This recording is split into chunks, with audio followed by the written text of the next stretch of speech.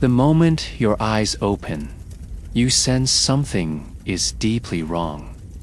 Not just with a place, but with reality itself.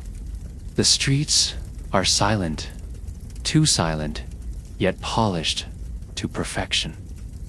Buildings stretch into the sky with no names, no logos, no signs of commerce or culture. Every wall is painted the same pale gray. Above you, drones hum rhythmically, moving in strict geometric formations. You glance around for any sign of life, and finally spot a line of people walking down the street in complete synchronization. Their faces blank, eyes forward, lips sealed. It is not a city, it is a machine pretending to be one. The air smells of sterilization, not pollution. You look down and see a mark etched on your wrist. That was not there before. A swirling symbol, foreign yet familiar, pulsing faintly beneath your skin.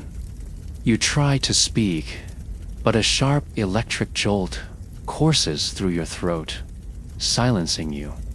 A billboard flashes silently overhead. No advertisement, no text, just a symbol, the same symbol. And then a voice, smooth and mechanical, echoes inside your skull. Welcome, initiate. You are safe. You are seen. You are one. You did not arrive here by accident. You traveled forward, far beyond your own time, into a future that should never exist. A future where the entire Earth is ruled, not by an ideology, but by one singular, all-consuming cult. A cult with no name, no leader, and no way out. And now, you must survive it. In the year 2058, the world as we know it is gone. Not because of war, not because of climate collapse, and not because of machines. The end did not come with fire or floods, but with whispers, with silence, with obedience. Somewhere along the path of humanity's desperate search for meaning, connection, and order, something was born. A belief system that fused technology with theology, control with compassion, ritual with surveillance. It did not conquer with violence. It seduced, it promised purpose, unity, peace, and it delivered at a terrible cost. Every government fell. Every religion folded. Every identity was absorbed into a singular, undivided organism that called itself the Oneness. A cult that did not need to declare war because the world invited it in. The cult did not demand your loyalty. It made you believe you never had another choice. You arrive in this world through a time-traveling protocol gone horribly wrong. What was supposed to be a brief observational mission into a possible future has turned into a permanent nightmare. Your exit point is gone, scrambled by magnetic interference from planetary satellites that now function as orbiting mind control broadcasters. Your guide, AI, has been corrupted. Your protective suit is useless. You are not a guest in this world. You are a threat to its perfect balance, and it has already begun to notice you. Everywhere you go, you are watched, not just by eyes, but by systems. Every step you take registers on an invisible grid of behavior. Every breath you draw is cataloged, analyzed, and compared to the standard. And the standard is obedience. The people of this world do not scream. They do not protest. They do not ask questions because they have forgotten how. Even their dreams are monitored. Thought, once the final refuge of freedom, is now a prison monitored by algorithms older than nations. This is not science fiction. This is the logical endpoint of total unity, where all difference is eradicated, all choice removed, and all rebellion pathologized as disease. You will not survive this future, not because it is hostile in the traditional sense, but because it is sterile. Because everything that made you human, your doubt, your passion, your defiance, is now considered a virus. And in a world ruled by a cult, viruses are eliminated. But how did this happen? When did the world trade freedom for harmony? The answers begin on the day everything changed. It was not an explosion, a virus, or a coup that brought the old world to its knees. It was a whisper passed from screen to screen, platform to platform, until it was no longer a whisper, but a chant. The phrase was simple. There is only one. At first, no one knew where it had started. Some claimed it emerged from a forgotten sub-forum. Others swore it was seeded into memes, videos, and viral challenges. It seemed harmless, even uplifting. Influencers adopted it. Within weeks, it was everywhere. A message without a sender. An anthem without a melody. Then came the app. The one, a sleek, minimal application, promised inner peace through synchronization. It offered guided meditations, emotional tracking, and a social ranking system based on spiritual resonance. You downloaded it. Everyone did. You earned points for participating in rituals, for aligning your behavior with others in your region. It showed you who among your friends was out of sync. It gave you the tools to help them. Slowly, conversation began to die. People stopped arguing, stopped expressing doubt, stopped questioning why things felt too quiet. What had once been a bustling global village became a harmonious chorus of sameness. A quiet so thick you could feel it in your bones. Then came the transition. Governments didn't fall. They dissolved, voluntarily. In a rare emergency summit, live-streamed across the globe, world leaders declared that the old systems had failed, and that true peace could only be achieved through unity. Not just political unity, but cognitive unity. Each of them had submitted to the one.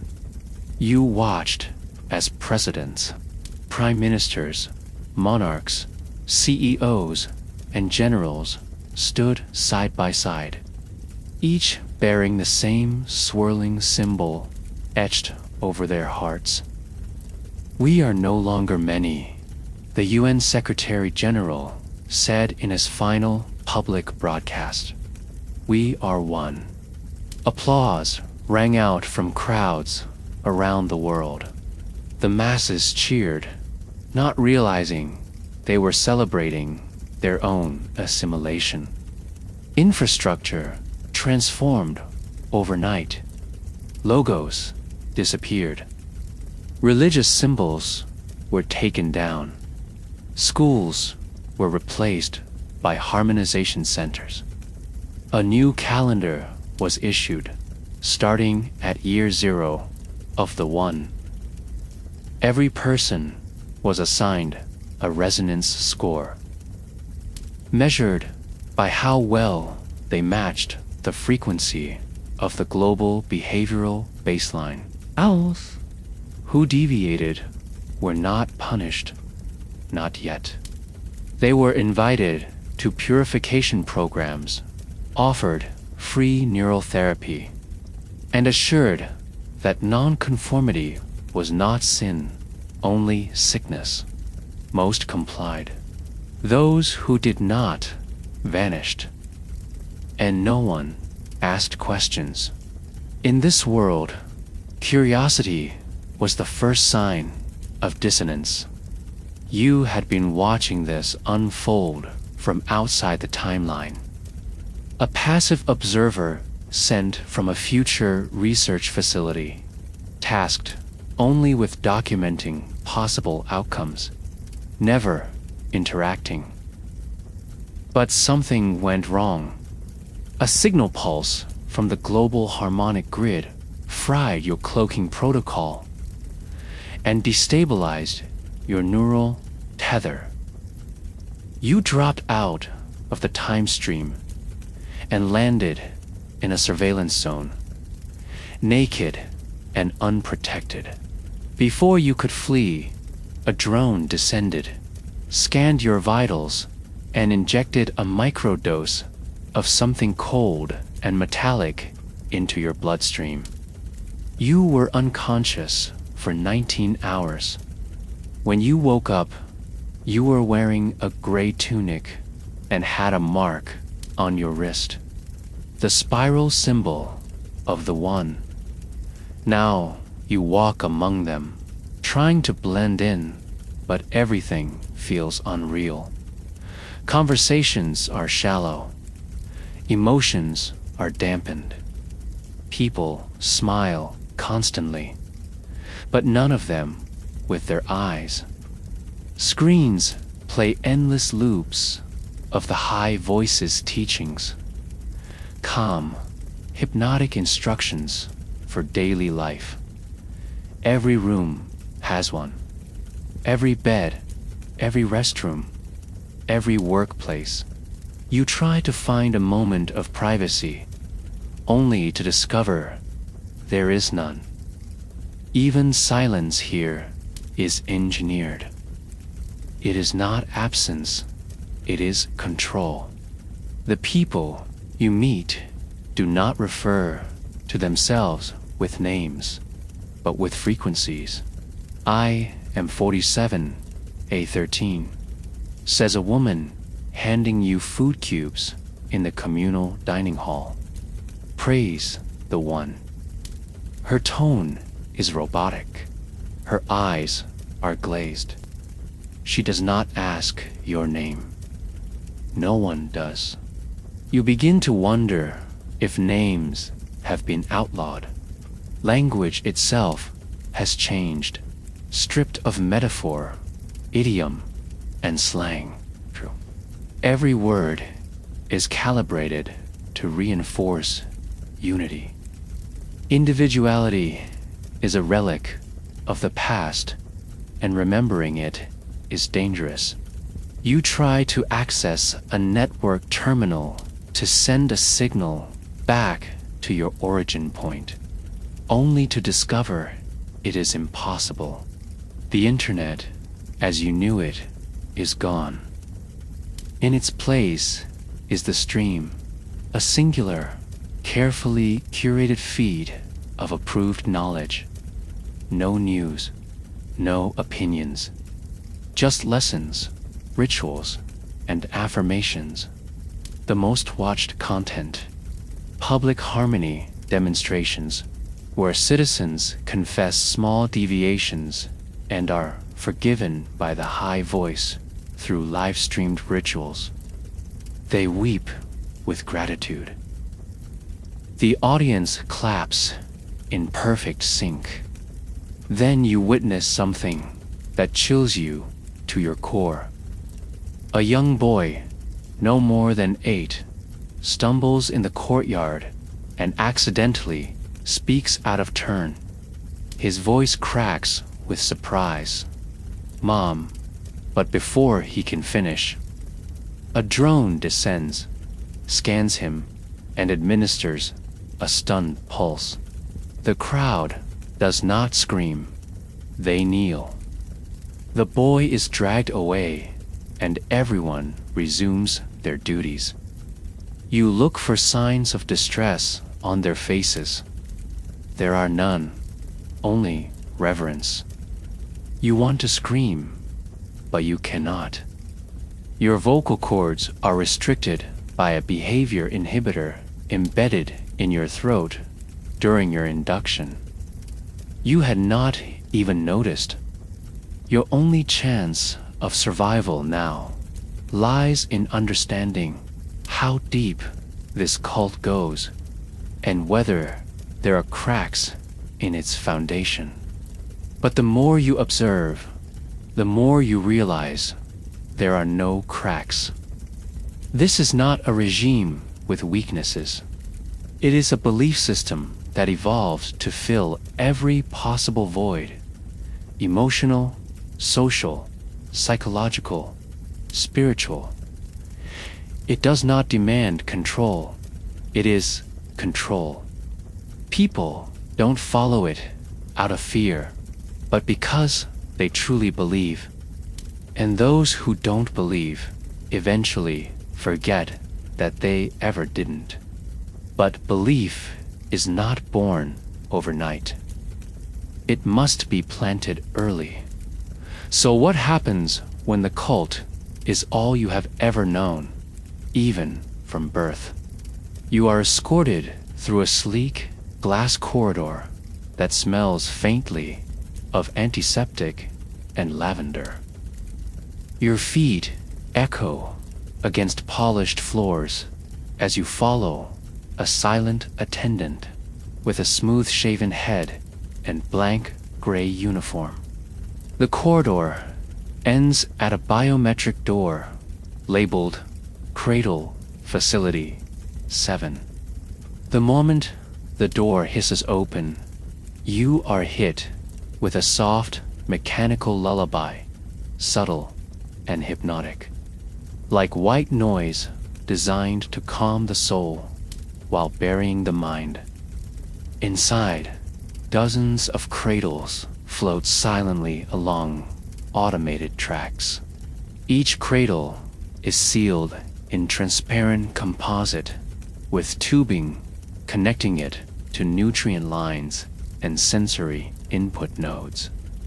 The babies within do not cry, not a single one. You realize, with creeping unease, that they have been genetically and neurologically engineered to remain pacified. Emotion is regulated. Response is muted.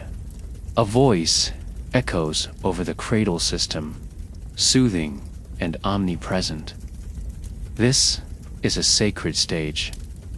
The initiates will absorb the rhythm of unity. Let no chaos touch them. The infants are not spoken to as children, but as vessels. From their very first moment, their senses are not filled with love or warmth, but with doctrine. Light pulses at regular intervals above their heads, synchronized to the global harmonic frequency. Sound is delivered through microimplants, chants of obedience, mantras of the One, and daily affirmations recorded by the high voice itself. These children are not raised, they are formatted. Gone are mothers and fathers. Gone are lullabies sung by tired voices or the warm arms of a parent.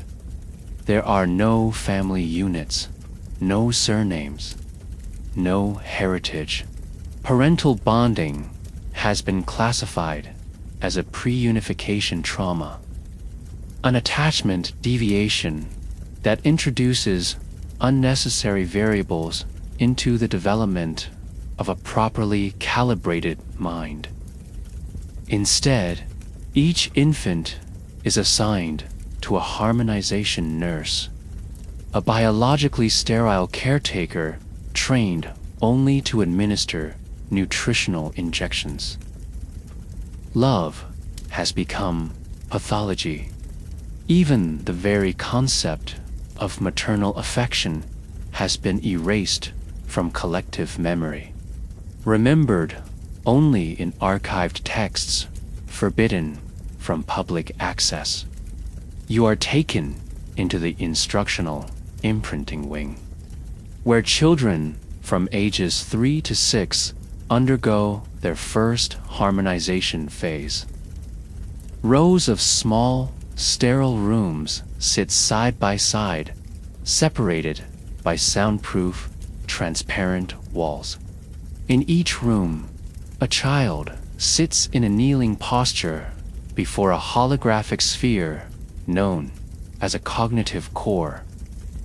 The sphere pulses in patterns matched to each child's unique mental signature, adapting in real time to correct misalignment. When a child answers incorrectly or fails to synchronize, the room emits a low-frequency tone that induces nausea and dizziness until compliance is achieved. These are not punishments. They are adjustments approved under the doctrine of compassionate correction. You are permitted to observe one session. A boy named 91K77 sits rigidly, his face devoid of expression. The sphere projects a series of questions. What is your purpose? To dissolve the self. What is the self? A noise interrupting harmony. What brings peace? Obedience to the One. What is love? A distraction from truth. Each answer is recited without hesitation, without emotion. This boy has never known a birthday, never drawn with crayons, never asked why the sky is blue. He will never rebel because he was never allowed to learn the language of rebellion. At the age of 7, children are transitioned into collective modules, mass dormitories where identity is erased further through sleep cycle synchronization, shared neural simulations, and collective cognitive training. Here, the walls are soft, rounded, and glowing with soothing blue light. There are no personal items, no photos, no stories from home. Each child wears the same gray uniform stitched with their resonance signature, and their speech is limited to regulated communication protocols. Every hour, the children gather in perfect silence to chant, "We are one. I am not I. The world is the self." the self is the world. Over and over, until the phrase is not just learned, but felt as truth. In one session, a girl flinches during meditation, disturbed by a stray memory fragment. Perhaps the residue of a parent from before the harmonization protocol was fully enforced. Instantly, a neural spike is detected by the system. Red lights flash silently. She is escorted out of the module by 2 purity wardens, their white uniforms glowing faintly under ultraviolet lighting. You ask what will happen to her. The guide does not answer. Instead, he presses 2 fingers to his forehead and whispers, "May her signal find balance." The child will likely undergo memory rescrubbing, a chemical purge followed by sensory deprivation therapy until all resonance impurities are erased. The process is clinical, efficient, and final. These children never ask, "Who am I?" because the question itself has been excised from the language matrix. Instead, they ask, "How am I aligned?" or "What is my frequency?" Their sense of self is no longer internal, but measured externally through daily resonance scans and behavioral feedback loops. Their very brainwaves are charted and mapped to ensure conformity. The highest scoring children are selected for advanced positions. Ritual engineers, behavioral overseers, or eventual ascension into the choir of echoes. The cult's internal ministry of synchronization. The lowest are reassigned to maintenance units, where they live out their days in silent labor, mouths sealed shut by linguistic inhibitors. The spectrum of their futures is determined entirely how perfectly they dissolve into the whole. You find a hidden observation booth overlooking the dream chamber. In this room, adolescents sleep on floating platforms, while neural helmets deliver subconscious instruction. Here, the cult does not just teach, it rewrites the imagination itself. Dreams are not private. They are communal simulations where each sleeper contributes energy to a collective storyline designed and coded by the harmonics division. Every dream is recorded, analyzed, and archived. If a child dreams of flying alone, they are flagged for selfish fantasy. If they dream of rebellion, they are pulled from the chamber and reprocessed. Even in unconsciousness, there is no escape. You begin to feel the weight of despair pressing into your chest. These are not lives. They are living algorithms, molded from birth into precise behavioral patterns. The cult has weaponized childhood, not through violence, but through design. Every moment, every breath, every synapse is shaped in the service of the One. No art is created. No games are played. Laughter is rare, and when it does occur, it is nervous, controlled, and often followed by a mandatory emotional realignment session. The children do not cry because they do not know how. They have been raised not to feel, only to function.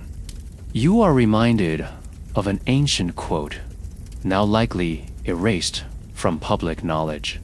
Give me a child until he is 7, and I will show you the man. The cult took this philosophy and amplified it beyond comprehension.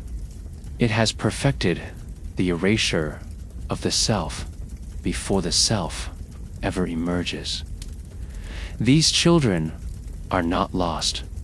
They were never found to begin with. But indoctrination is only the beginning.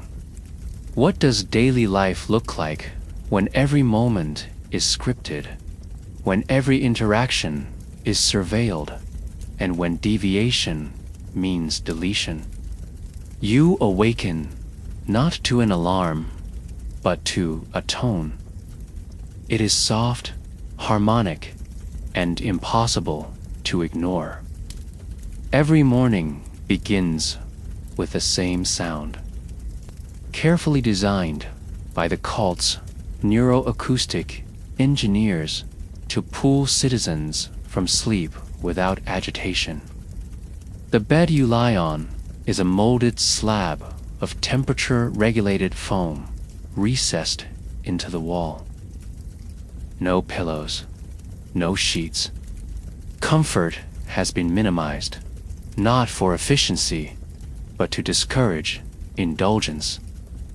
As you sit upright, the walls illuminate in soft white and display your current resonance score.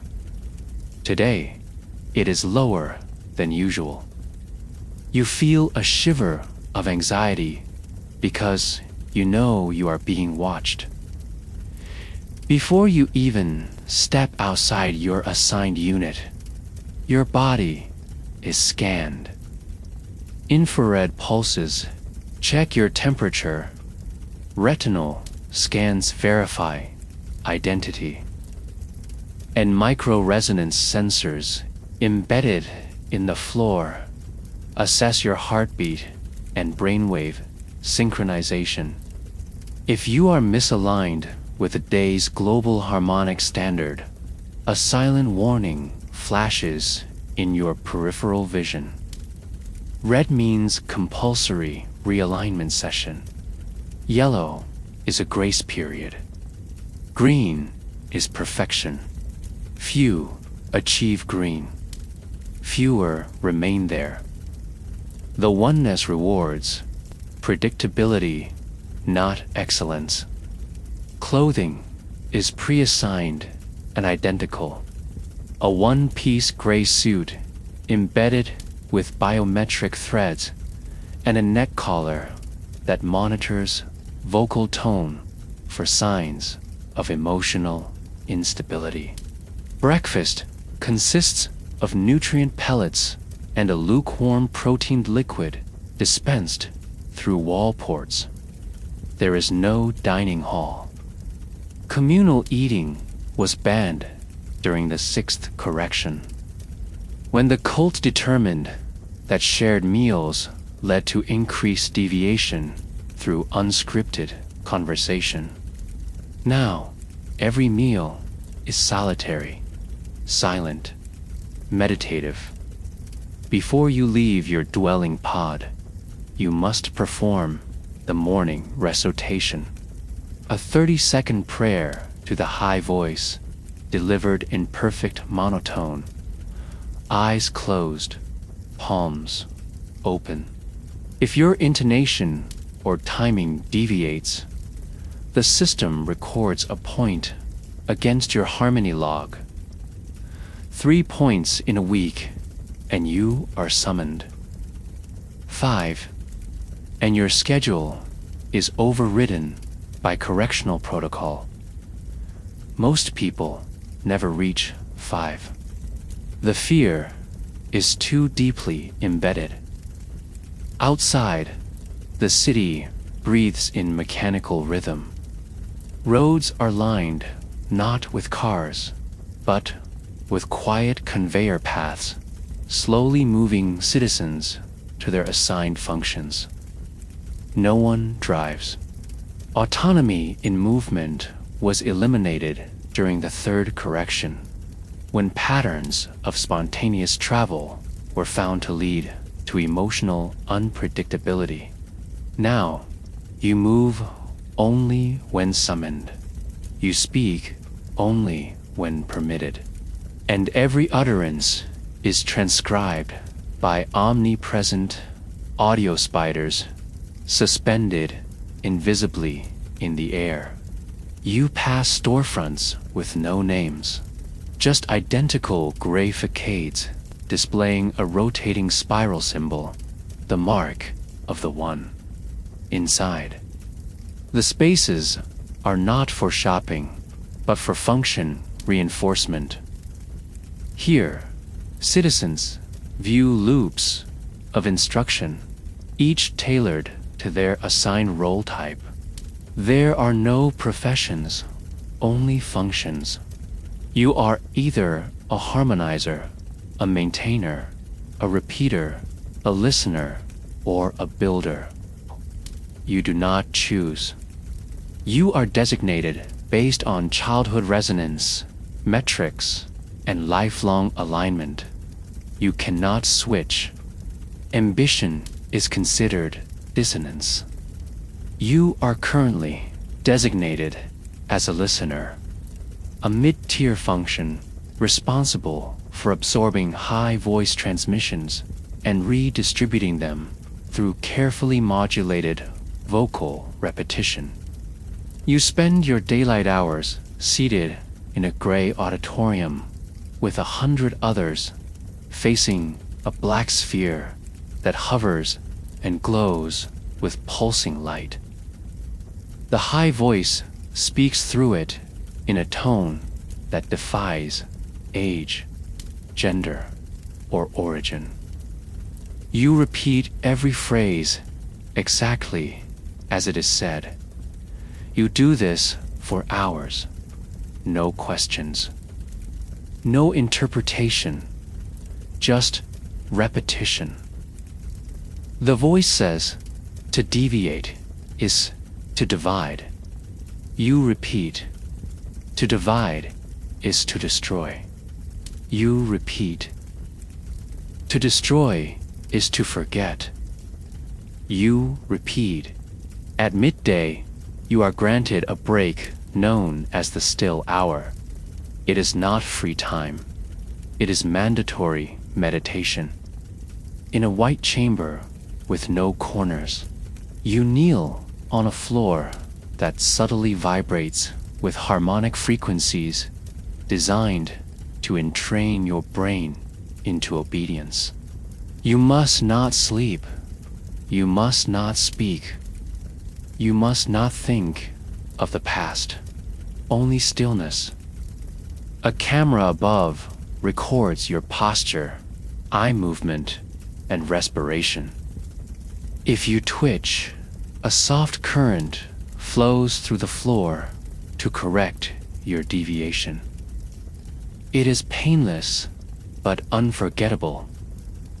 Throughout the day, people around you move like synchronized dancers. Every gesture is practiced, every phrase predictable. Laughter is rare and always forced. Smiles are common but shallow. Emotional spontaneity is discouraged, and every public display of affection is penalized. When two citizens brush hands in a corridor, they immediately bow, apologize to each other, and report the contact to a proximity warden. Failure to do so results in a behavioral audit, which may involve psychological isolation or electrosensory recalibration. There is no entertainment, no books, no music outside of approved harmonic frequencies. Personal hobbies were abolished during the fifth correction as they encouraged identity formation. Even art has been co-opted into ritual. Sculptures are abstract, symmetrical, and designed to enhance passive meditation. All creative output is property of the oneness, and no piece can be signed or attributed to an individual. To create something with your own hands is to invite scrutiny. To desire recognition is to invite punishment. Children walk in silence, hand in hand, never asking questions. Education is streamed directly into their neural implants, bypassing emotion. You watch a young boy trip and scrape his knee. He does not cry. Instead, he stands, bows to the wall monitor, and recites. Pain is a signal. I receive the signal. I remain aligned. A robotic assistant descends, sprays the wound with a regenerative mist, and floats away. No adult intervenes. No one comforts him. It is not cruelty. It is procedure. Evenings are marked by the unison hour. Citizens gather in central plazas, standing in concentric circles, and recite mantras projected by hovering spheres. We are still, they chant. We are aligned. We are one. The voice of the high voice plays overhead, filling the air with its hypnotic presence. You try not to shiver as you chant, mimicking those around you, but you know your cadence is off. You know the drones can hear it. When darkness falls, you are returned to your pod. Doors lock automatically. You remove your tunic, press your palm to the wall, and receive your daily alignment report. Today, you were yellow. You receive a suggestion to schedule a voluntary purification. Declining will be noted. You agree. Tomorrow, your schedule will include 3 hours in a memory simulation chamber where you will relive past disobedience and learn to reframe it through the lens of unity. As you lie back into the recessed bed, the walls dim to a soft gray and a low frequency hum begins. It is designed to entrain your dream patterns toward conformity. You try to resist, to think of your past, your mission, your identity.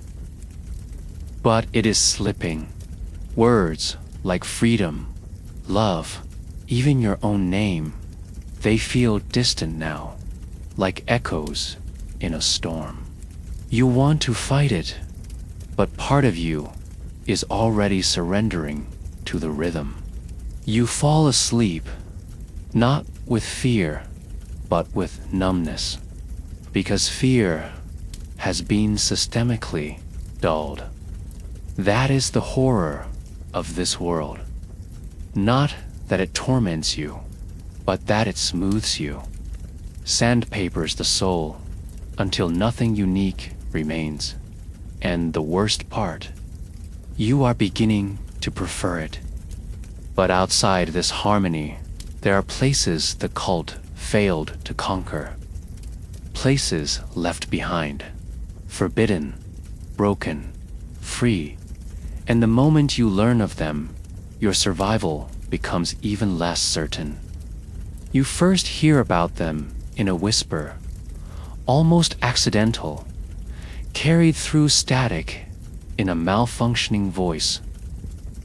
Terminal, deep within the infrastructure of the harmonization hub, a woman behind you. A fellow listener breaks protocol by glancing over her shoulder and mouthing 2 words before her lips snap shut. as if magnetically pulled back into obedience. The fracture. She says it with fear, yes, but also longing. You file the phrase away. Days later, during a forced purification session in a neural simulation chamber, it returns to you. Not as a thought, but as a location. A map flashes for less than a second during the upload stream. It shows a segment of the continent sealed off by digital static and labeled Zone X7, non-conforming territory. You are not meant to see it, but you do. Forbidden zones, unspoken, unacknowledged, yet undeniably real. They lie beyond the reach of the one's perfect symmetry. In the neglected corners of the world where resonance cannot be enforced. Officially, they do not exist. According to the high voice, the earth is fully harmonized. According to your eyes, this is a lie. These zones are the scar tissue of failed indoctrinations. Ruins of cities too stubborn, too wild, or too chaotic to be properly absorbed into the cult's singular vision. The one claims they are contaminated, dangerous, spiritually fractured.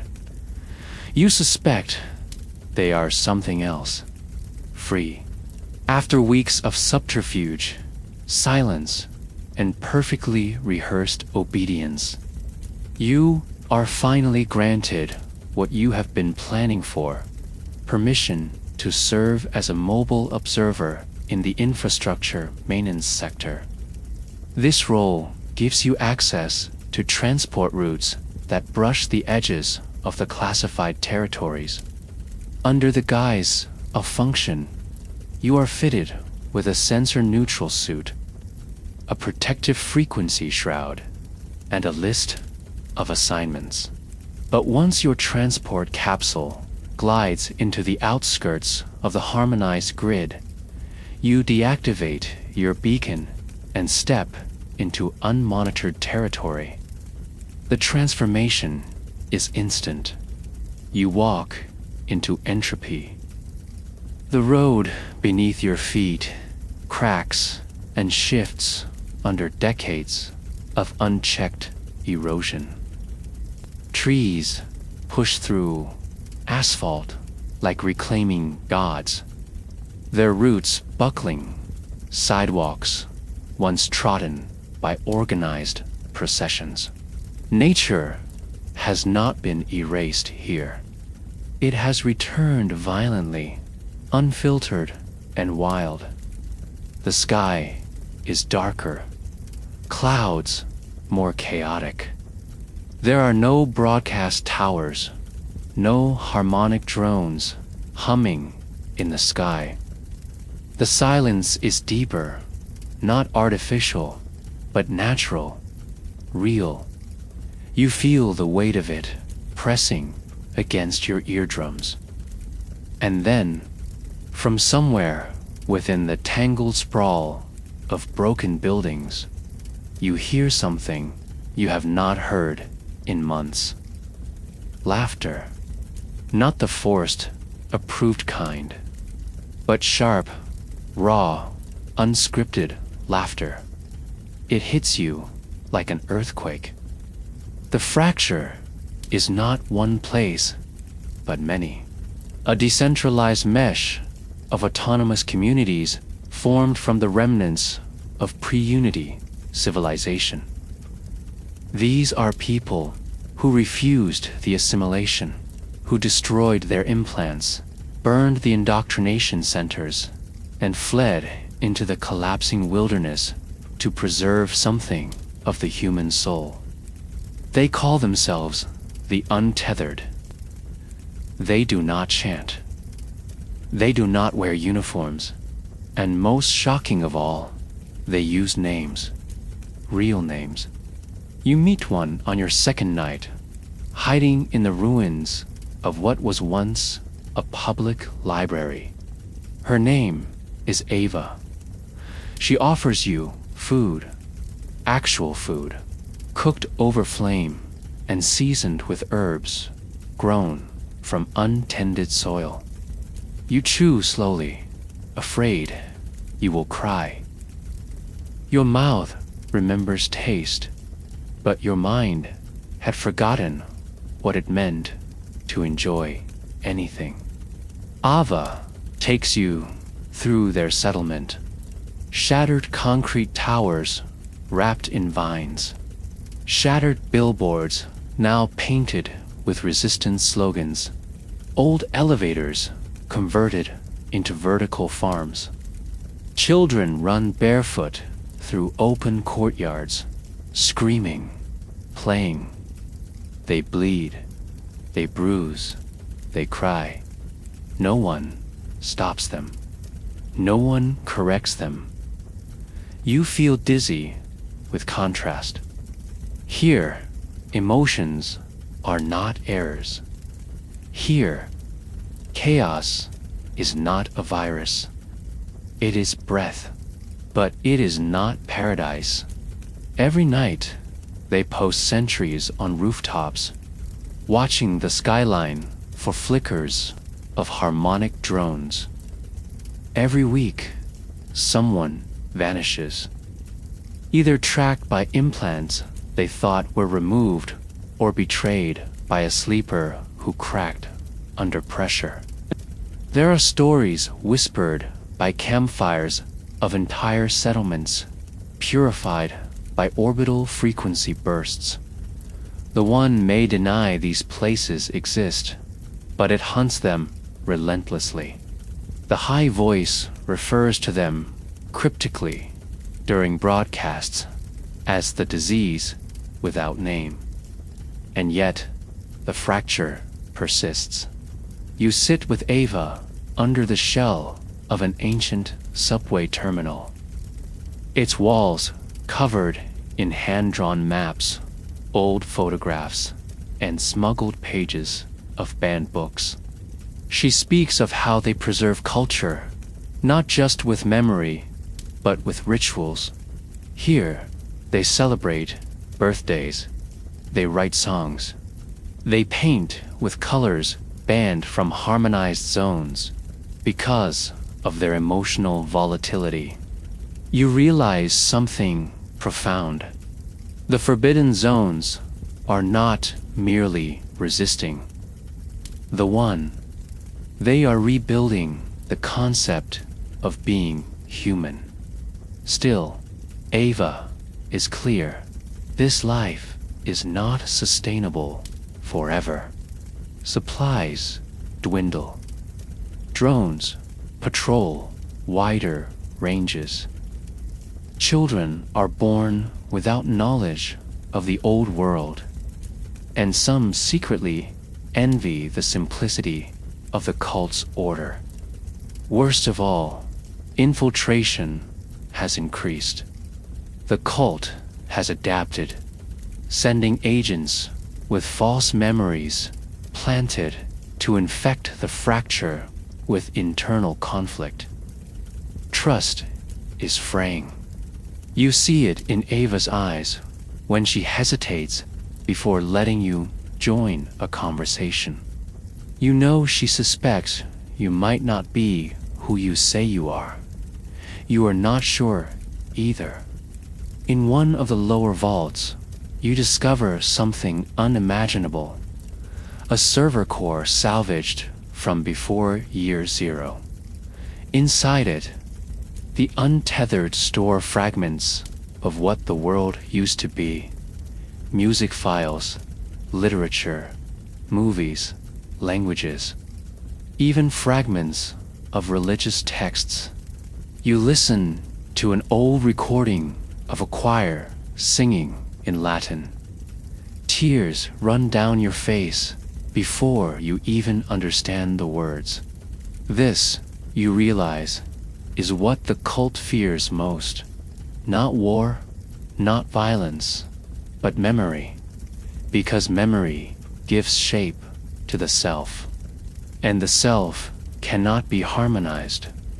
Your time in the fracture is cut short when an orbital broadcast wave scrambles all electronics within a 20-kilometer radius.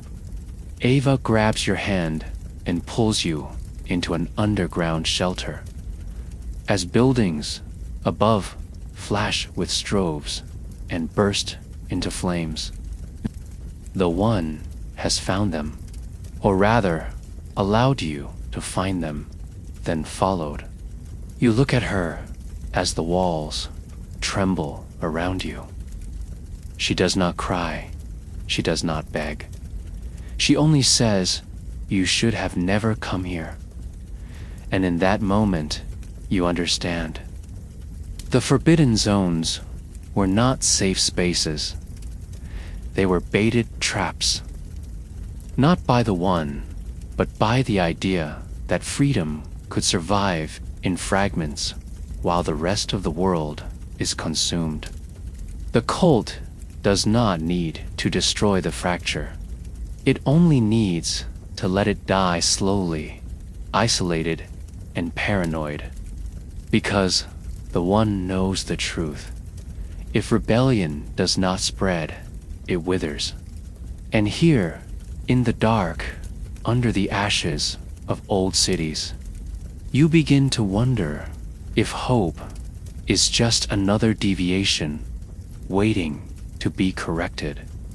But to understand the full reach of the cult's grip, you must look higher, toward the source of its voice and the faceless figures that enforce its divine control. You return to the harmonized zone under emergency transfer protocol, your credentials reset, your status recalibrated. Whatever you saw in the forbidden zone has been wiped from your public record, but not from your mind. Back within the grip of the cult, the contrast strikes you harder than before. Everything is too quiet, too obedient. Even the architecture feels accusatory. Gray towers leaning inward, as if listening. You cannot walk for 5 minutes without seeing the symbol. The spiral, always rotating, always present. And above it all, the voice. The high voice is not broadcast from any physical location. There is no stage, no screen, no face to rally behind. It does not belong to a body, but to an atmosphere. It emerges from the air, from walls, from the texture of dreams. It greets every citizen in the morning, instructs them through the day, and comforts them before they sleep. Its tone is smooth, dispassionate, warm, but untouchable. Neither male nor female, neither old nor young. Some believe it is artificial, a master construct generated by the cult's neural network. Others whisper that it is real, a disembodied mind that merged with machine during the unification process. But no one can say for certain. To question its origin is to invite investigation, and very few survive that. At Harmonization Center 1, you witness the most sacred ritual in the entire world. The appearance of the 12. Known as the Shadows, they are the only visible extension of the High Voice's authority. Clad in reflective robes, faces masked by mirrored visors, the 12 stand in a circle upon a raised, glowing platform. They never speak, never gesture, never deviate. Their presence alone is the command. Each appears identical in height, build, and movement.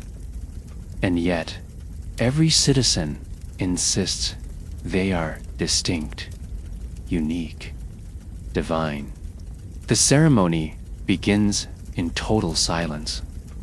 Then, the high voice speaks, its tone transmitted directly into every mind present. We are the limbs of unity. You are the breath. The 12 are the light.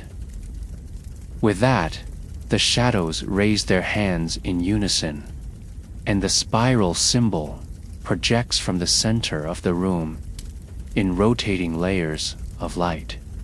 Citizens drop to their knees in perfect timing, reciting the grand affirmation. You mimic them, struggling to match the cadence. You feel eyes upon you, real or electronic, you cannot tell. A procession follows. Selected citizens are brought forward one by one to receive blessings. These are not gifts or honors, but temporary neural resets administered by the shadows. They press gloved fingers to the recipient's temple, and for a moment, the individual convulses, caught in a burst of transcendent stimulation. When they rise, their eyes are glassy, their mouths smiling with mechanical serenity.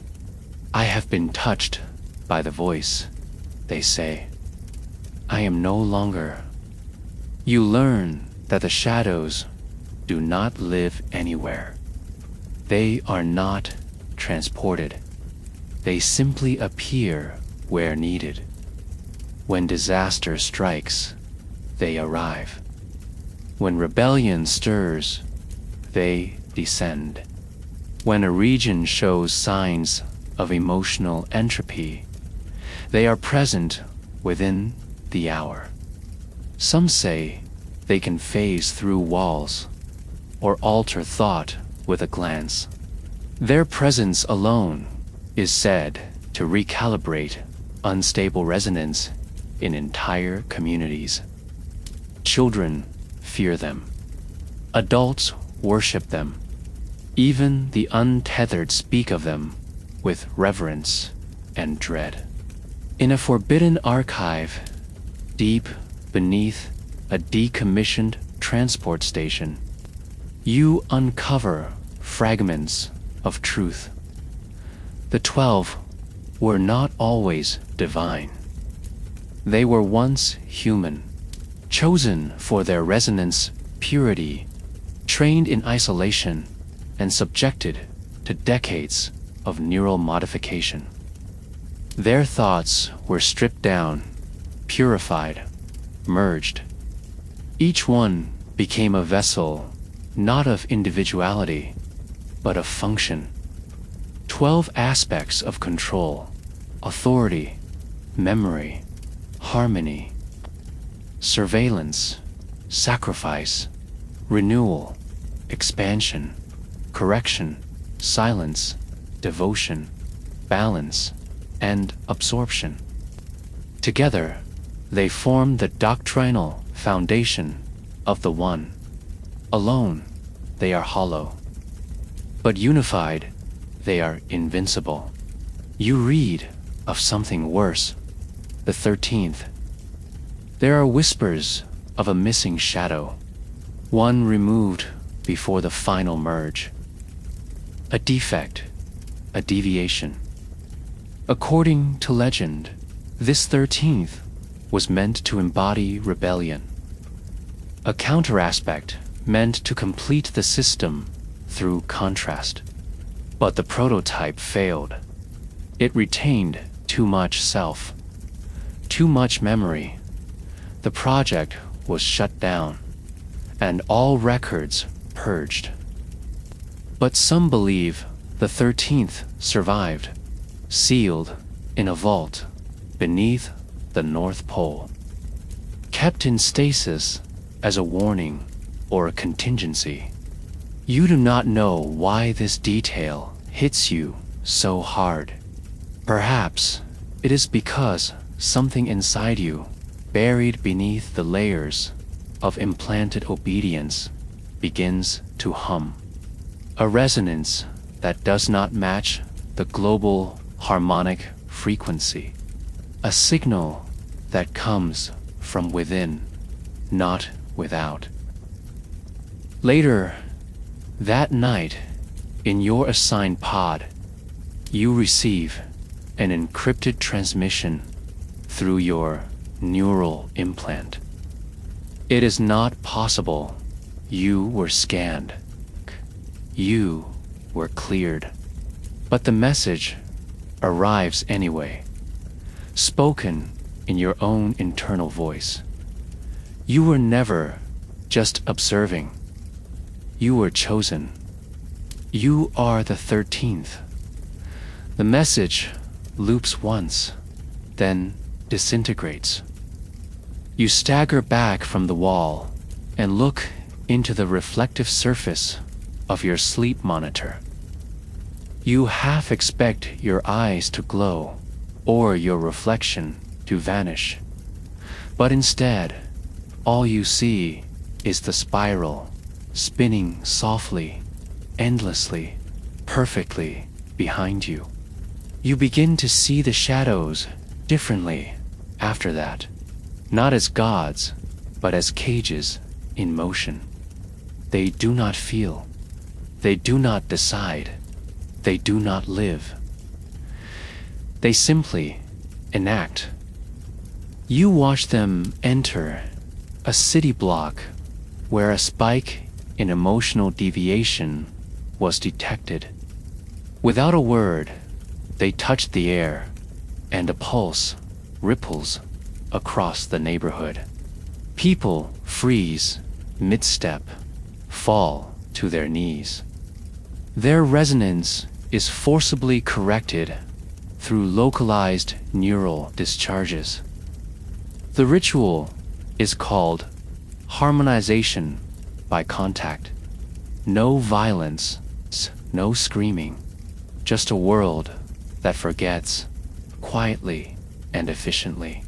You begin to understand the power of the cult does not come from its surveillance or its rituals or even its control over thought. It comes from presence, the unrelenting, inescapable presence of the high voice and its 12 silent enforcers. You do not rebel because there is no space in which to rebel. They are everywhere. They are always watching, not from above, but from within. And now, you are no longer invisible to them. You feel it in your skin. A shift, a shadow falling across your path, even when alone. You do not know if you've been marked for elevation or for deletion, but your fate may already be sealed. Because once your resonance falls too far out of alignment, there is only one option left: the ritual of purification. You are summoned at 0300 hours. There is no explanation, no audible command, only the sudden flicker of red light inside your dwelling pod, followed by a vibration that pierces the base of your skull. You rise, instinctively, body responding before mind. There is no need to dress. You are already clothed in compliance. Outside, the corridor is empty, silent, lit only by soft pulses embedded in the floor, guiding you like an animal down a slaughterhouse chute. you follow. The purification center is buried far beneath the harmonized core, unreachable by public transit and known only to citizens who have passed into the first stage of deviation. You had heard whispers of it before, of citizens who returned from its chambers with distant eyes and artificial smiles. They never spoke of what they experienced. They were not permitted to, and those who failed to return, forgotten. Memory of them was erased from the stream. Even their resonance frequencies were deleted from the archives. The cult does not punish with brutality. It purifies with erasure. You enter through a narrow chamber where two harmony wardens remove your neural tether, biometric threads, and vocal monitor. For a brief moment, you are untagged, ungoverned. It is not freedom, it is dissection. You are walked into a hexagonal room with walls of living light, constantly shifting with soft, hypnotic visuals, spirals, eyes, waves of faces. The floor is warm, the air is sweet. A voice you do not recognize greets you. Welcome to Reformation Session 3. You are not broken, you are only misaligned. Then begins the first stage, reflection. You are strapped into a reclined chair, more comfortable than anything you have experienced in months. Electrodes are placed at the base of your neck and temples. Your own memories are projected around you in full sensory immersion. But they are not neutral. They are corrupted. Moments of hesitation, internal doubts, fragmented emotional spikes. They are played on a loop, narrated by the high voice itself. Here, you questioned. It says gently. Here, you resisted. Here, you forgot who you were meant to be. You watch yourself falter, cry, touch someone's hand when you shouldn't have, fail to repeat a mantra. In the outside world, no one can see your shame. But here, it is rendered in perfect detail, your guilt painted across the walls. The pressure is not physical, but psychological. You feel as if you are drowning in your own imperfection. Then they show you what you could have been, a version of yourself, smiling, compliant, perfectly aligned. You are made to stare at this version for 12 minutes without blinking. If you blink, they restart the timer. Next comes cleansing. You are moved to a different chamber filled with sound. Not loud, not painful, but overwhelming. Dozens of voices speaking in harmony, repeating the same affirmation. You are not alone. You are not separate. You are the wave, not the drop. The room pulses with rhythm, sub-bass tones that seem to vibrate directly in your bones. You feel your thoughts slow dissolve. You are asked questions through a neural interface. You do not speak. You respond only by thinking. Do you feel resistance? Yes. Do you desire freedom? Yes. Pain, not physical, but neurological, like static, pouring through every corner of your mind. Do you reject the one? No. Relief. Will you surrender? Yes. Calm. You learn quickly what answers are safe. Cleansing continues with sensory reversal. Hot becomes cold. Up becomes down. Your neural mapping is disoriented deliberately, breaking the connection between body and mind. You vomit twice. You are not scolded. You are thanked for your purge. You are shedding the weight of self. The voice says, your own memories start to feel untrustworthy. Were you ever from another time? Was your mission even real? Or was that implanted? You no longer know. The final stage is known as realignment. You are led into a chamber with others, all in varying states of collapse. Some weep openly, faces contorted with confusion. Others chant to themselves over and over until their voices break. A woman rocks slowly in the corner, repeating the name of a child you suspect never existed. You are handed a blank mask. You are instructed to wear it. Today, you will become no one, and in doing so, you will become everything. One by one, each person is paired with a projection agent, an advanced neural interface designed to penetrate the subconscious and extract unresolved emotional fragments. You sit in front of yours, and it takes your hand. It does not speak aloud, but your own voice emerges from its surface. I forgive you, it says. Now forgive yourself. You are made to relive a personal trauma, amplified, stretched, exaggerated, until it becomes unbearable. You scream.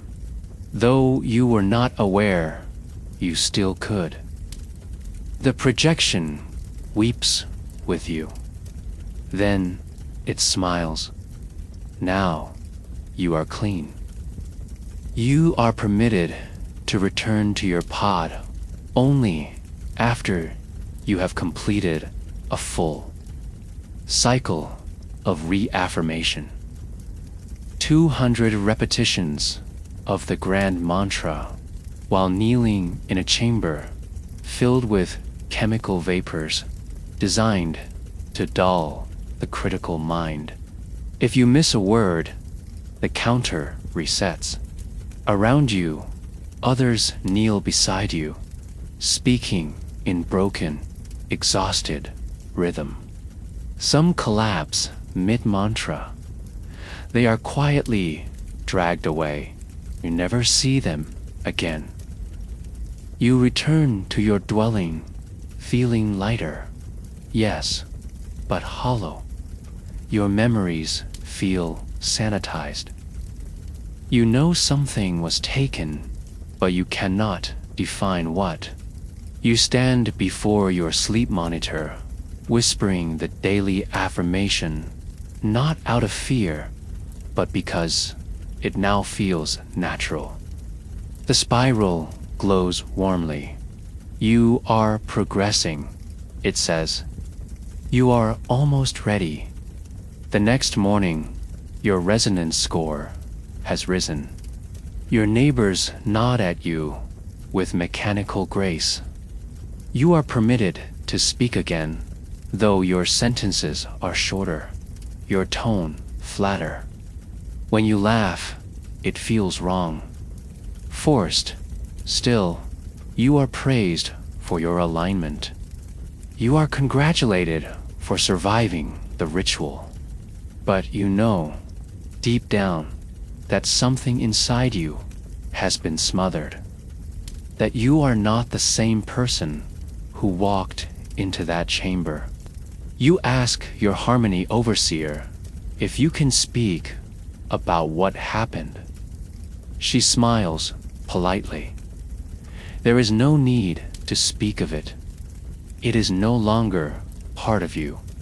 And you nod because that answer feels correct now. Somehow, later that week, you see someone else taken for purification. He screams as they drag him, insisting he has done nothing wrong. People around him do not look. They do not react. They keep walking, perfectly aligned.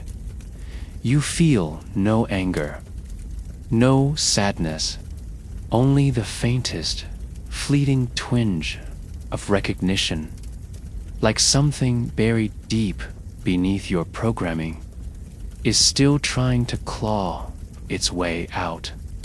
But it is too late, because the ritual worked, and should you ever fail again, they will not purify you. They will harvest you. There is no crime in this world. No theft, no violence, no murder. Not because the world has become good, but because it has become so thoroughly monitored that wrongdoing is mathematically impossible. The moment you begin to think something forbidden, truly forbidden, not just unspoken, but unaligned, the system already knows. You do not act. You do not even complete the thought.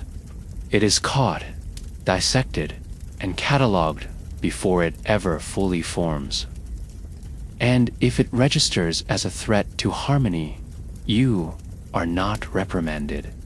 You are harvested. You begin to notice the disappearances more now, after your purification. People vanish from corridors, from work shifts, from still-hour meditation sessions. At first, you thought it was your mind slipping. Maybe they were reassigned, or maybe your memory was defective. But then you see it happen with your own eyes.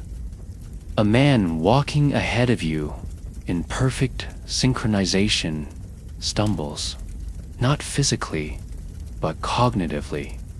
He mutters something under his breath, just outside the required tone. His eyes flicker with doubt. 1 second later, he stops walking, not by choice, but by force. His body freezes mid-stride, as if time has paused just for him. From above, a pod descends silently. It hovers over his head for less than 3 seconds, emits a click, and lifts him away without resistance. No one else reacts. No one breaks pace. His name is never spoken again. These are the thought police, an informal name for the harmony detection. Systems that permeate every inch of the harmonized world. They are not people. They are processes. Artificially intelligent neuromonitoring arrays, connected to trillions of microsensors embedded in every citizen's clothing, bloodstream, and neural tissue. At all times, your thoughts are compared against baseline expectations. The algorithm is sensitive to metaphor, sarcasm, tonal inflection, heartbeat variance, and cognitive lag. It understands not just what you say or do, but what you mean, and it is always listening. For most, detection results in correction, a realignment session, a warning, a subtle adjustment. But for others, for the deviants, the questioners, the infected, there is no correction. Only harvesting. You hear about the soul harvesters from someone who should not exist.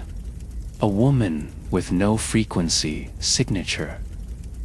She approaches you one night in a derelict building within Maintenance Sector 12, where signal interference from rusted electromagnetic wiring creates temporary blind spots. Her eyes are wide and twitching. Her voice is dry. "They took my brother," she whispers. "He was dreaming." You ask what she means. He dreamed he was somewhere else, that he was still free. They came while he slept, took his mind. She hands you something forbidden, a recording device made from hacked parts of an old neural calibrator. It plays a single audio file, captured in secret. You listen. Static at first, then screaming. Not physical pain, but cognitive agony. Then silence. The voice of the high voice speaks softly over it. Subject 114 has been unthreaded. Emotional impurities extracted. Integrity restored. Memory, data archived. You drop the device. You feel sick. Soul harvesters are elite machines, humanoid in shape, coated in obsidian armor that reflects nothing. They do not speak. They do not scan. They simply arrive. When they touch you, you stop being you. It is said they do not take your body, just your mind, your memories, your essence, whatever makes you, you. Your shell may still walk and speak and follow the path of harmony, but it is hollow, stripped, reprogrammed. You begin to notice them more often now, standing in the back of unison hour gatherings, watching, not always taking, sometimes simply standing there, letting their presence do the work. Their arrival always lowers ambient emotional activity in the area. You can feel it in your bones, a numbing of thought, a forced stillness, and yet no one fears them openly. Fear, too, has been pathologized. Citizens instead regard the soul harvesters with reverence. They purify us. One woman tells you, they make us whole. But her voice trembles, her hands shake. Deep down, she knows what they are. Everyone does. But no one dares speak it. You research their origins in secret, using access codes provided to you by Ava before you left the Forbidden Zone. Deep in the cult's earliest archives, you find a term that predates the current system. Neuroconstructive reclamation units, originally developed not to punish, but to preserve. The cult's ideology was young then, and its followers feared the loss of knowledge, history, innovation. So they created the unit to extract memories from deviants and preserve them in centralized archives. But the technology evolved. The unit became autonomous. The preservation became conversion. And eventually, harvesting became standard policy. You learn of the memory citadels, massive underground databanks where the thoughts of millions are stored, categorized by deviation type. They are not prisons. They are museums. The cult studies these minds to understand dissent, to refine the system, to predict and preempt any future resistance. Every rebel, every questioner, every freethinker becomes a data point, stripped of identity, but used eternally in service of the One. You are shaken, because this means that even your mind, your memories, your mission, your past, all of it could already be stored there, copied, reconstructed, simulated. You begin to question if the you walking the halls of the harmonized core is still the original, or are you a repurposed version, harvested and reset, now spying on yourself without knowing it. One night, during still hour, you begin to feel the static in your mind. Not pain, not noise, but dissonance, a pulling sensation, like your consciousness is being siphoned slowly, thread by thread. You run to the wall, interface, and check your neural sync status. It flashes red. Unauthorized waveform detected. External signal intrusion. You look out the window. A harvester is standing in the courtyard below, staring up. No face, no eyes. Just a reflection of your own terror. You shut down all implants, sever connections, flee through utility corridors and ventilation shafts. But the feeling lingers, as if part of you has already been taken. You do not remember all the details of your life before the cult. You remember fragments, your purpose, your mission, but not your family, your childhood, your name. Have you already been touched? This is the final horror of the harvesters. Not that they kill you, but that they overwrite you. That they hollow you out and leave you behind, functioning, smiling, repeating. Your friends would never know. Your neighbors would never question. And worst of all, you might not either. You realize now why the cult does not fear rebellion. Because it can remove your rebellion without removing you. Because it can make you praise it with your own stolen voice. The ultimate loyalty is not obedience. It is identity theft. And once that theft is complete, resistance becomes not just impossible, but unimaginable. And if you ever hoped to fight back, to understand how the world became this way, you would need to look into what they erased into the history that no longer exists. History is not forbidden. It is simply no longer acknowledged. In the harmonized world, there are no museums, no archives, no school books detailing wars or revolutions or migrations. There are no holidays commemorating independence, no anniversaries of discovery or tragedy. The names of old nations, old leaders, old heroes, gone. In their place is year zero, the starting point of everything.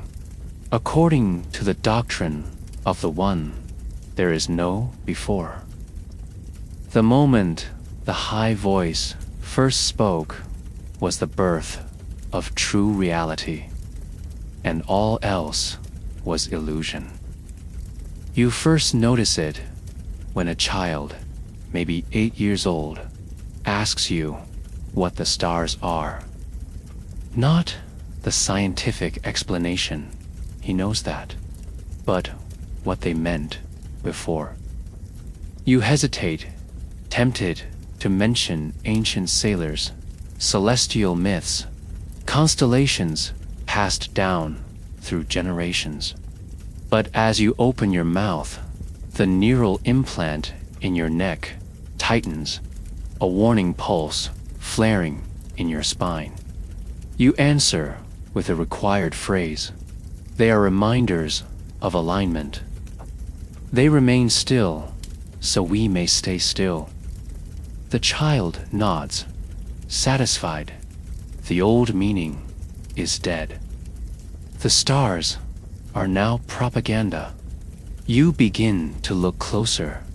World maps are blank slates, divided not by country or culture, but by frequency zones. Major cities have been renamed as node points. The word nation is obsolete. Language itself has been collapsed. In the earliest days of unification, a global linguistic stream was introduced, simplified, neutral dialect known as unity speech. It erased nuance, tone, accent, humor. It made translation unnecessary by eliminating the very need for cultural expression. Now, everything sounds the same. Everyone speaks in the same cadence, with the same words, repeating the same patterns.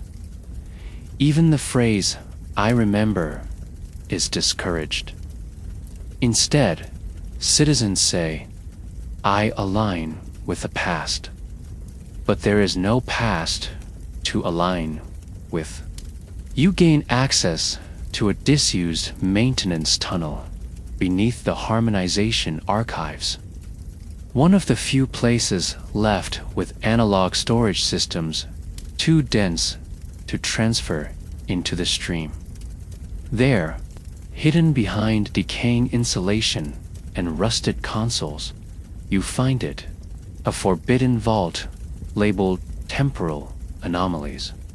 Inside are fragments of the world that once was.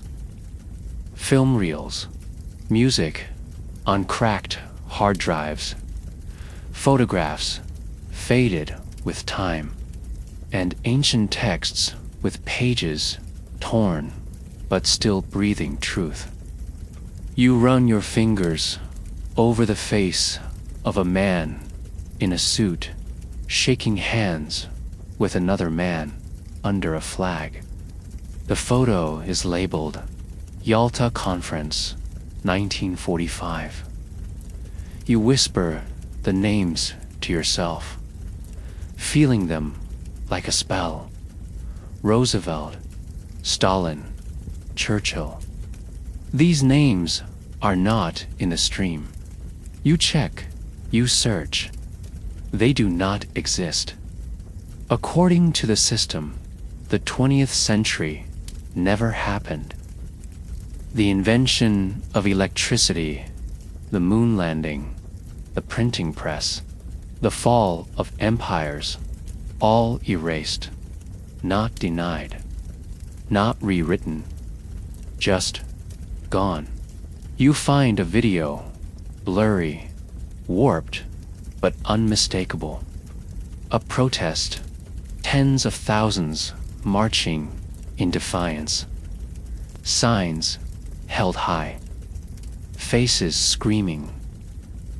Tear gas, fire. The moment the image loads, the system locks up. A virus embedded in the footage triggers a localized shutdown. red lights flash. You tear the drive free and flee into the lower tunnels as harmony wardens descend.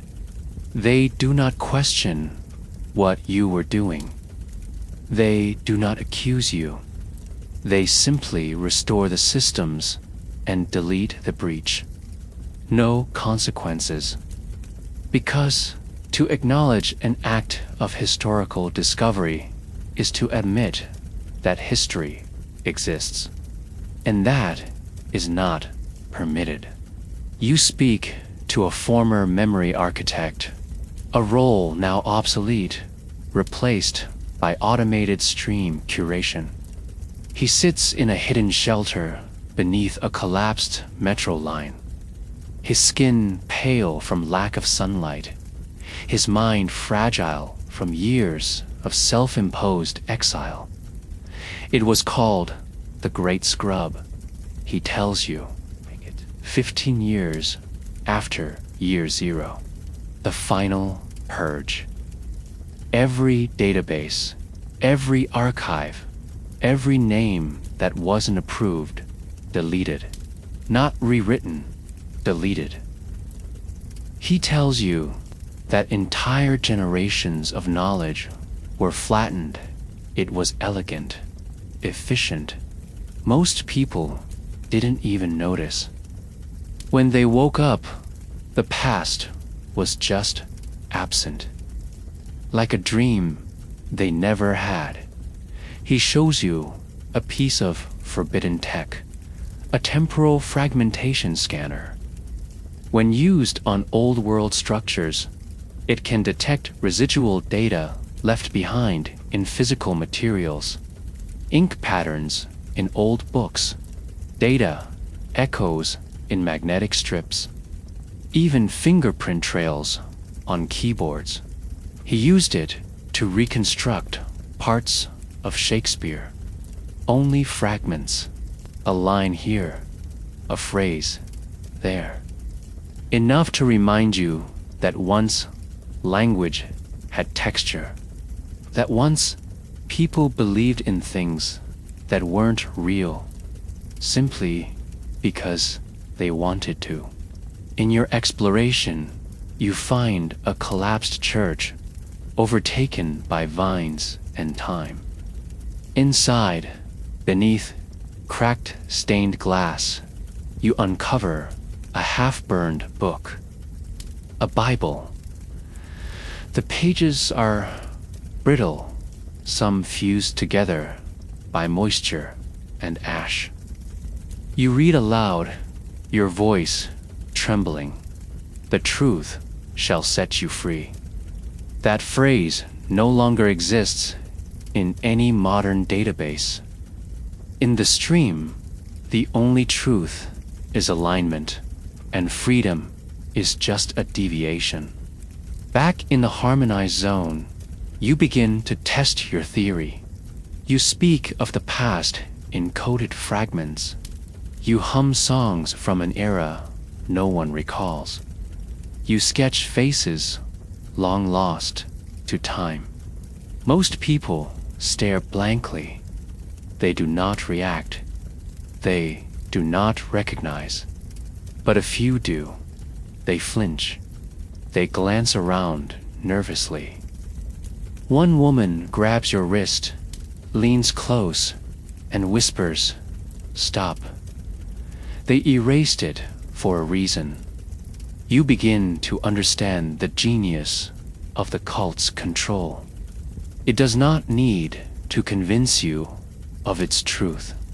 It simply removes your ability to imagine anything else. Without history, there is no comparison, no baseline, no context. Without time, there is no progress, no momentum, no future worth changing. Without either, you are trapped in an eternal present, one crafted for you, polished and hollow. The cult has also abolished clocks. Time is now measured only by communal rhythms. recitation cycles, purification intervals, sleep pods opening and closing in perfect synchrony. No one says Monday or April. These words were associated with chaos, with irregularity, with memory. Instead, each day is simply a phase, a pulse, a repetition of yesterday's perfect pattern. Time no longer moves forward. It rotates. You look into the eyes of a child born after year zero. He has never heard of Earth's moon landing, never learned that once humanity feared extinction by nuclear war, never been told stories of explorers crossing oceans or scientists curing diseases. To him, the world has always been one, flat, harmonized, unchanging. He knows no myths, no heroes, only function. You want to shake him, to tell him it wasn't always like this. But would he understand? Would you, if you had not known it yourself? This is the final erasure, not of names or places, but of time itself. Without time, you cannot evolve. You cannot dream. You cannot plan escape. You are always here, always now, and always watched. But beneath all this silence and symmetry, something still resists, something ancient, quiet, and desperate to awaken, the silent rebellion. They do not call themselves rebels. That word is too loud, too crude, too easy to detect. Instead, they refer to themselves only as holders, as if they are cradling something delicate, invisible, and sacred. An ember in the dark, a memory, a name, a truth not yet extinguished.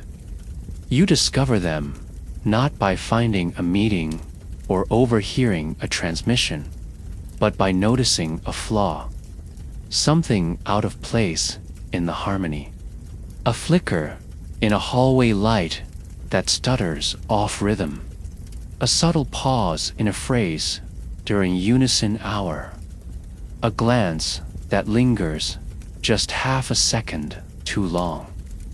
These are the breadcrumbs, traces left behind for those who still remember what it means to question. It begins with symbols, not the spiral of the one, but the circle within circle, hand-etched on the underside of maintenance grates, scratched into metal benches, traced in condensation on mirrored walls. You see it first in a stairwell, nearly invisible beneath grime. Then again, weeks later, scrawled in old paint behind a waste chute. Each time you pass one, your resonance score spikes by a fraction, barely enough to register, but just enough to let someone know you saw it and did not report it. That is the test. That is the invitation. One evening, during your scheduled sanitation duty in a disused utility block, you hear it. A sound, not from the stream, not from the harmonics of your sector's speakers, but from the air itself. Organic, discordant, a whistle, a tune. 3 rising notes, then silence. No one uses melody anymore. Music has been reduced to tonal calibration. But this is different. This is a signal. You follow it behind a sealed ventilation access door. Hidden by layers of insulation, you find a tunnel, dark, narrow, filled with the smell of dust and rusted iron. You crawl for what feels like hours until it opens into a forgotten subterranean junction. And there they are, the holders. Not many, maybe 9. Each one older than they should be, judging by how youth is prioritized in the harmonized world. Their eyes are sharp, wary. One of them steps forward, a gaunt man with a whisper for a voice. "You remember," he says. Not a question, a statement. And then, just as quickly, you are accepted. The silent rebellion lives in the cracks between systems. It does not fight. It does not sabotage. It preserves.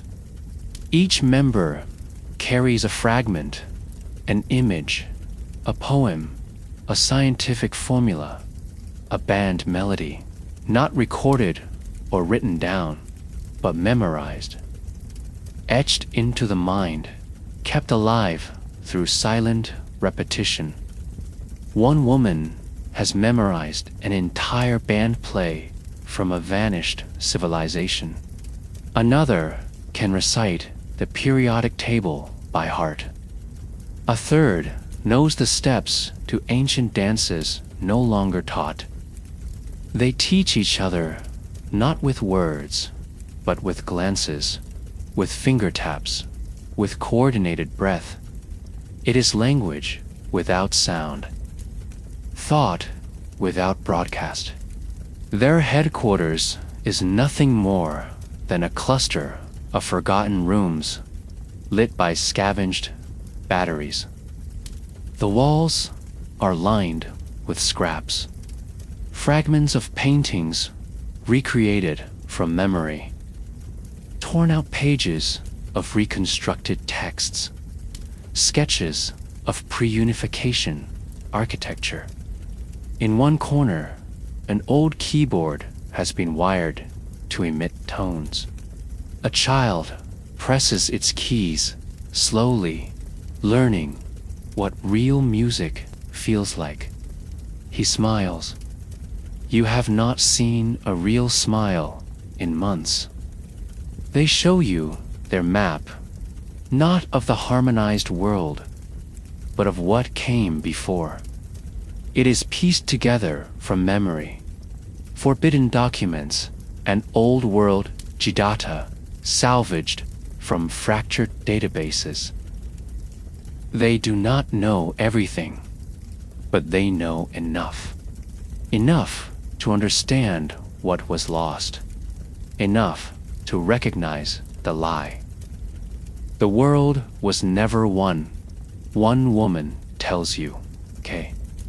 It was many, messy, painful, alive. Her voice cracks on that last word. Like she is afraid it might still wake something inside her. But their goal is not war. It is survival.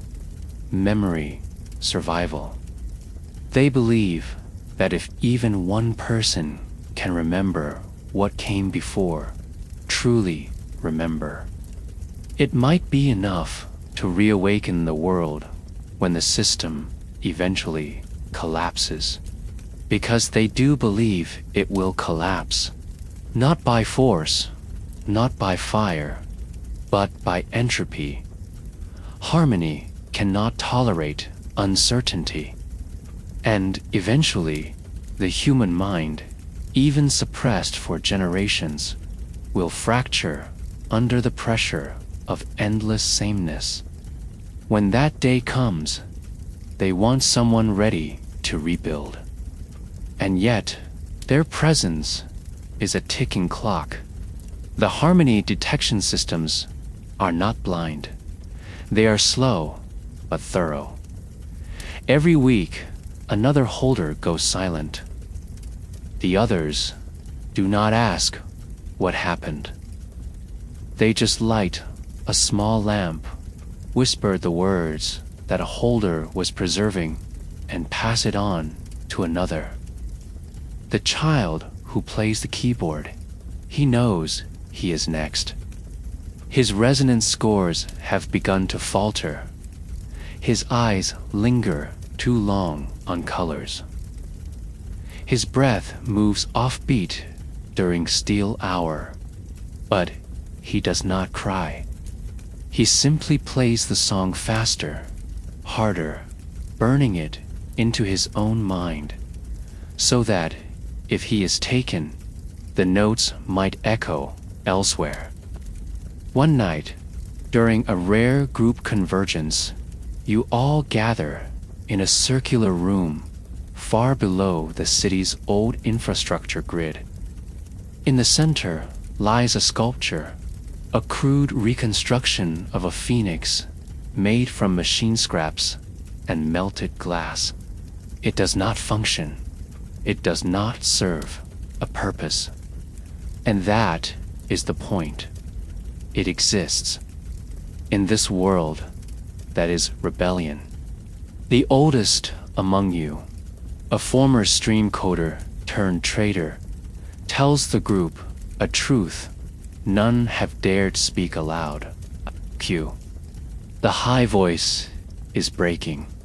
Its transmissions are repeating phrases, glitching, forgetting timestamps.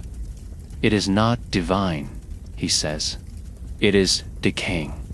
It is a loop pretending to be a god.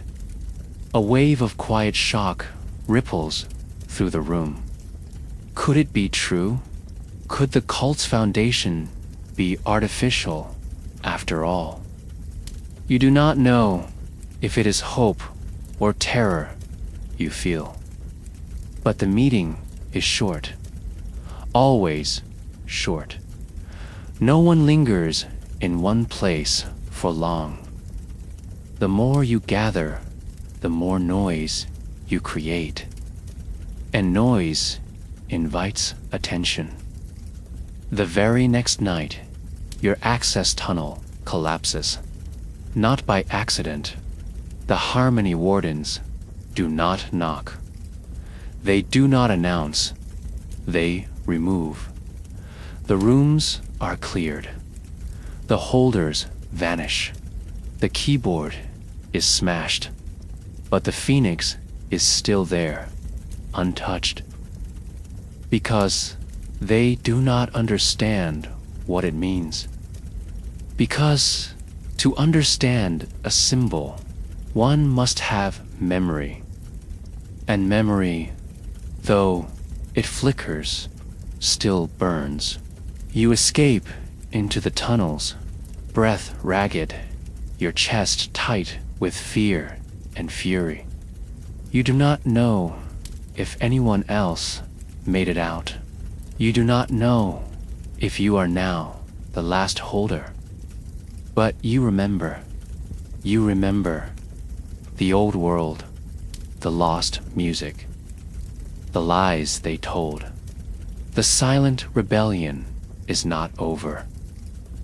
Because as long as memory lives, so does resistance. But now that you've been exposed, now that your deviation is undeniable, the system offers only one final path: total conversion or annihilation. It begins with a tone, not a voice, not a command, not even a warning, just a deep, resonant frequency that vibrates through your skull and down into your bones. You wake from shallow, dreamless sleep inside an unmarked transit pod. You have no memory of how you got here. The walls are white, smooth, seamless. There are no doors, only soft light. The floor moves. You remember fleeing. You remember the collapse. You remember the silence where there used to be the holders. Then the bright flash. Then nothing. You search your mind for a gap, anything missing, but your memory is still intact. So why are you here, still breathing? Why haven't they harvested you already? The pot stops. The walls dissolve. You step into a chamber unlike anything else in the harmonized world. It is not gray. It is not blank. It is gold, massive, curved, glowing with warm, pulsating light. The air smells of ozone and something almost sweet, like burning paper or dying flowers. At the far end of the chamber stands a single throne, floating above a pillar of white mist. On the throne, a figure waits. You cannot see a face, only the outline, the shape of a head and shoulders encased in a mirrored helmet and flowing robes of white and silver. You know immediately, this is not a shadow. This is the high voice itself, but it does not speak.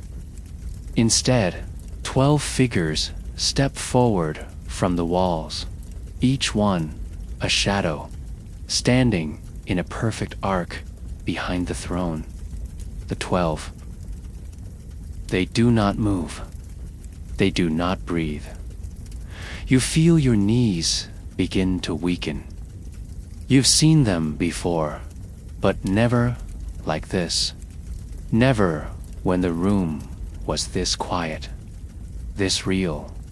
Then the high voice stands, and you begin to speak, not with your mouth, with your mind. You feel your thoughts being pulled forward, shaped, amplified, spoken aloud without your consent. You have wondered. You have witnessed. You have remembered. And still, you have not broken. The voice is yours, but twisted, deepened, layered, like a chorus built from your own mind. The high voice finally moves toward you. With each step, your thoughts tremble like water. You were designed to observe. You were protected from full harmonization. But you were not meant to remember. You try to run, but your limbs will not respond. Your body is suspended in place by invisible threads of pressure. You are not bound. You are being held open. You are the 13th. The words strike with finality. It confirms what the holders had suspected, what you had dared to wonder. The 13th shadow, the failed aspect, the one that was supposed to represent contrast, rebellion, correction through resistance. You were not just a witness, you were a design flaw, a piece of the cult's architecture discarded before construction was complete. But you survived. You slipped through the cracks, and now they want you back, not to destroy you, but to complete the system. You are the echo we silenced too soon. The high voice continues, still using your own thoughts. But now you have matured. You have seen the disease of difference. You have touched chaos, and yet you remain. This makes you eligible. Eligible for what? The lights around the chamber shift. The shadows lengthen. A new platform rises from the floor. Circular, etched with swirling spiral patterns. In the center, a chair, not a throne. A surgical seat, smooth metal, pulsing restraints. A headpiece with hundreds of thin, twitching wires. You recognize it as an induction interface. The high voice does not ask. It does not command. It offers. Join us, it says. You are not condemned. You are chosen. We do not erase you. We elevate you. The 12 step forward in unison. Their mirrored visors flicker. In each one, you see a vision of yourself, obedient, tranquil, timeless, a shadow like them, empty of conflict, purged of memory, but eternal. You realize with horror what they're offering. Not annihilation, not death, conversion. They want you to become the 13th, to fill the void left long ago, to stabilize the system, to erase resistance not by destroying it, but by absorbing it. You would no longer be hunted. You would be worshipped, loved, feared. You would speak not with your voice, but their words. Forever. The chair beckons. You are given time, 10 minutes. The chamber dims. The voice recedes.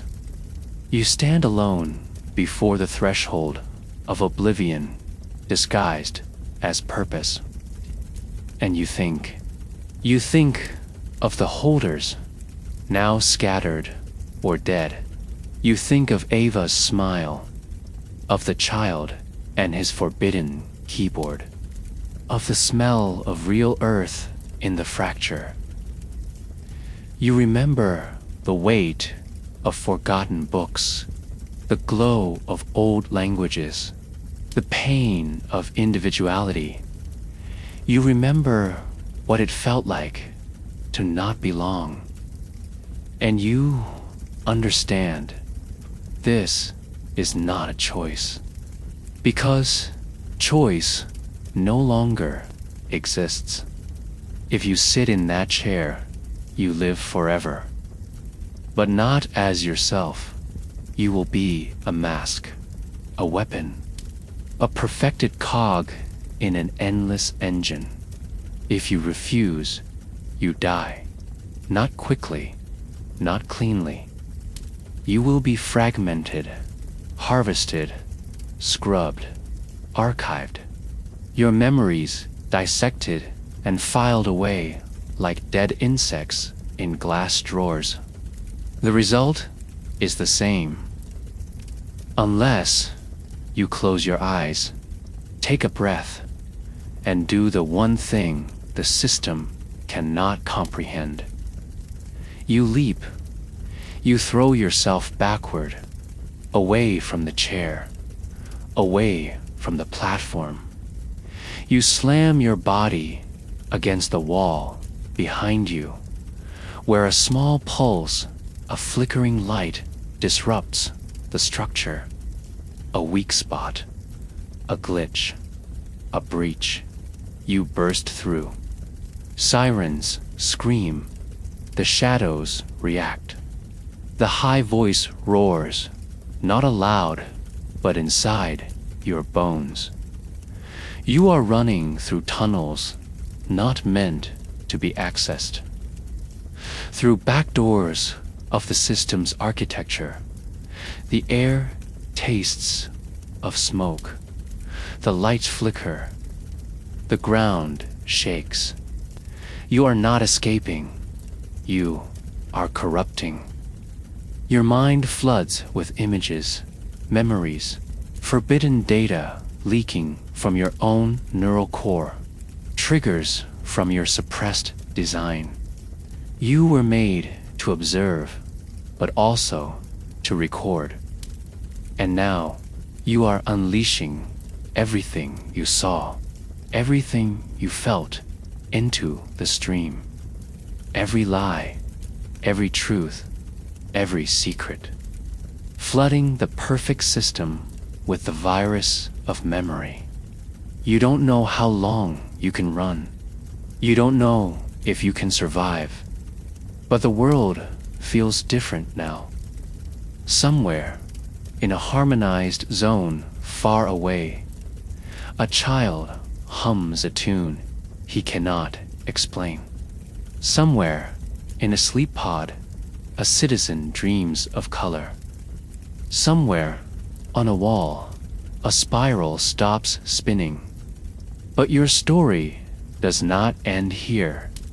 Not in this world. Because now, every system is watching you. Every citizen is starting to remember. And the cult is not prepared for awakening. You were never meant to survive. Not here. Not in this world. From the moment you arrived, an outsider thrust into a society so synchronized, so sterilized, so hollowed by devotion, you were doomed. But that was never the point, because survival here does not mean staying alive. It means staying yourself. And in a world run by one cult, where memory is crime, where thought is harvested, and where freedom is a forgotten language, that is the greatest defiance imaginable. You've seen the depths of their system.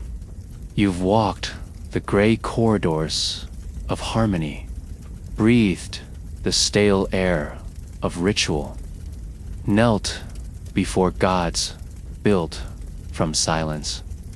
You've endured purification, witnessed erasure, touched the fractured echoes of rebellion.